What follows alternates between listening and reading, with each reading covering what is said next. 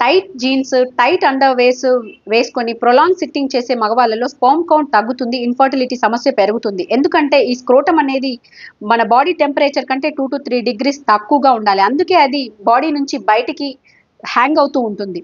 ఎప్పుడైతే ఈ tight underwears వేసుకునే వాళ్ళకి అక్కడ స్క్రోటల్ టెంపరేచర్ పెరిగిపోతుంది. టెంపరేచర్ పెరిగిపోయినప్పుడు అక్కడ స్పెర్మ్ ప్రొడక్షన్ జరగదు.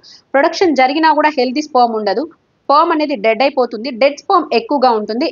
అందుకే స్పెర్మ్ అనేది చాలా తగ్గిపోతుంది. స్పెర్మ్ ప్రొడక్షన్ పెంచాలి అనుకుంటే మీరు మార్నింగ్ హాట్ వాటర్‌తో స్నానం చేసినప్పటికీ, చివరిగా స్నానం చేసేటప్పుడు ఒక మగ్‌లో కూల్ వాటర్ తీసుకొని స్క్రోటమ్ పైన, టెస్టికల్స్ పైన వేయండి.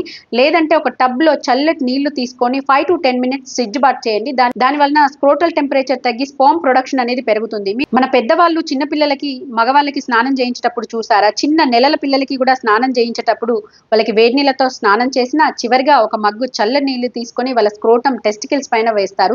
అవి ఒక్కసారిగా ముడుచుకొని దగ్గరకొస్తాయి. అప్పుడు వాళ్ళ స్క్రోటల్ టెంపరేచర్ అనేది తగ్గిపోతుంది. అంటే చిన్నప్పటి నుంచే అది డ్యామేజ్ అవ్వకుండా కాపాడేటువంటి ఒక సైన్స్ మన లైఫ్ స్టైల్‌లో మనకు తెలియకుండానే ఉంది. దాన్ని అలాగే ఫాలో అవుతున్నాం. కాబట్టి ఈ స్క్రోటల్ టెంపరేచర్‌ని పెంచేటువంటి tight jeans, tight underwears, polyester clothes వేసుకోకండి.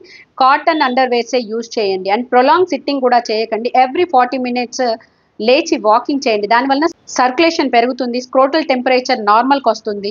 Heat తగ్గుతుంది. స్పెర్మ్ ప్రొడక్షన్ పెరుగుతుంది.